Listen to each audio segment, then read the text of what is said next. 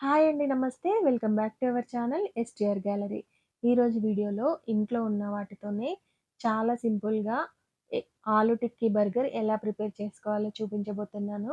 Video skip చేయకుండా చూడండి. నా స్టైల్‌లో ఆలు టిక్కీ బర్గర్ ఎలా ప్రిపేర్ చేసుకోవాలో చూపిస్తున్నానండి. చాలా టేస్టీగా ఉంటుంది.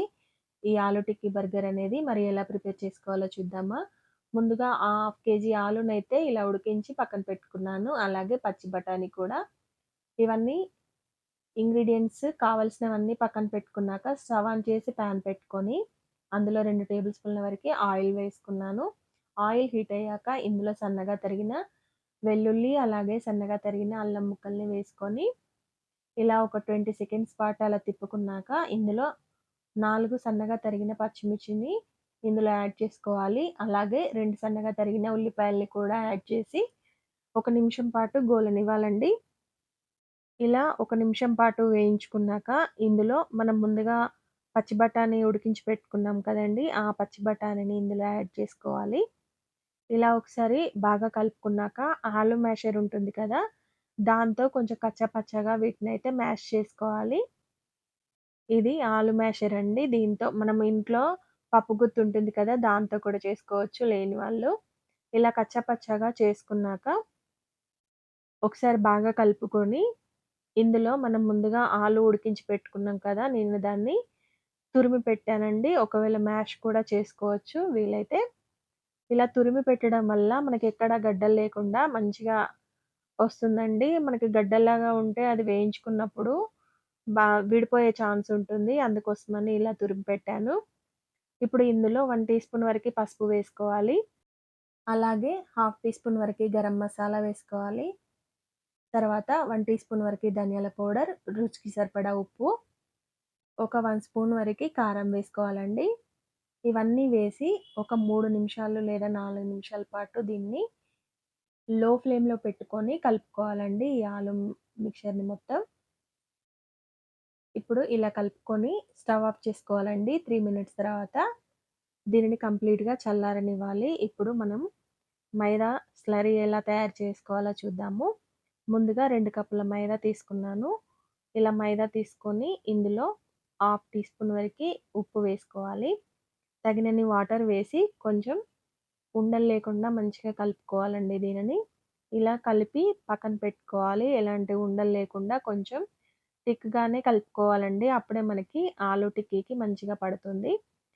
ఇప్పుడు దీనిని ఆలు ఆలుకి మనం ముందుగా చేసుకున్నాం కదా! ఆ ఆలుని ఇలా టిక్కీల్లాగా చేసుకోవాలి. మనం బర్గర్ సైజ్ చూసుకొని అందులో దాని సైజు ప్రకారం చేసుకోవాలండి ఈ టిక్కీ అనేది.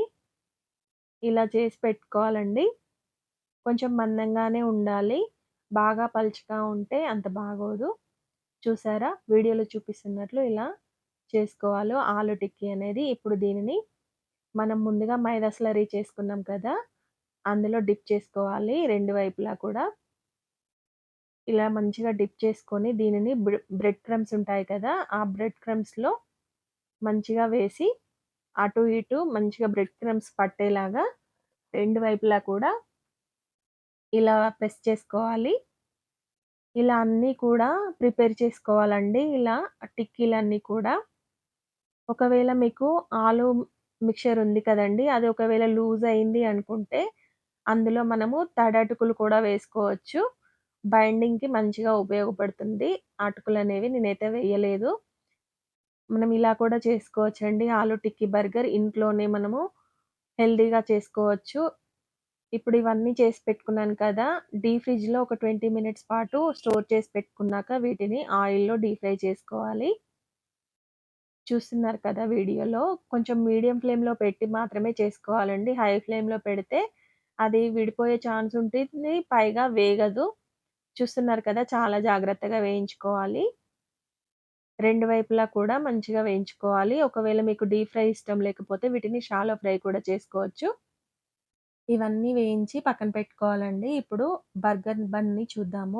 బర్గర్ బన్‌ని మధ్యలోకి కట్ చేసుకొని, దాని మీద మయోనీస్‌లో హాఫ్ టీ స్పూన్ వరకి రెడ్ చిల్లీ సాస్, అలాగే 1 టీ స్పూన్ వరకి టమాటా కెచప్ వేసి కలిపి దీని మీదయితే అప్లై చేసుకుంటున్నాను. అలాగే అలా అప్లై చేసుకున్నాక దాని మీద మనం ముందుగా వేయించుకున్న ఆలు టిక్కీని, అలాగే టమాటా స్లైసెస్‌ని, ఆనియన్ స్లైసెస్‌ని ఇలా పెట్టుకున్నాక, మనం క్లోజ్ చేసే బన్ మీద కూడా ఇలా మయోనీస్ అప్లై చేసుకోవాలి.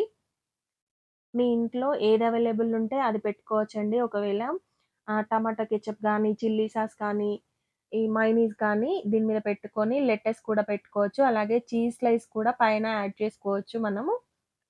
ఇప్పుడు ఆలు టిక్కీ బర్గర్ అయితే రెడీ అయిపోయిందండి. చాలా టేస్టీగా ఉంటుంది. నేను కేవలం మా ఇంట్లో ఉన్న వాటితో నేను ఆలు టిక్కీ బర్గర్ ఎలా చేశాననేది మాత్రమే చూపించానండి. ఒక్కసారి ఇలా ట్రై చేయండి ఫ్రెండ్స్. చాలా బావుంటుంది. చాలా టేస్టీగా ఉంటుంది. మరి మీలో ఎంతమంది ఇంట్లో బర్గర్ చేస్తారు? ఏ విధంగా చేస్తారనేది కూడా కామెంట్ చేయండి. చాలా టేస్టీగా ఉంటుందండి. ఇలా చేస్తే మాత్రం ఖచ్చితంగా ఇలా ట్రై చేయండి. ట్రై చేసి మీ ఫీడ్‌బ్యాక్‌నైతే కామెంట్ సెక్షన్‌లో షేర్ చేయండి. ఈ వీడియో గనుక మీకు నచ్చినట్లయితే లైక్ చేయండి, షేర్ చేయండి. మరిన్ని వీడియోల కోసం మన ఛానెల్‌ని సబ్స్క్రైబ్ చేసుకోండి.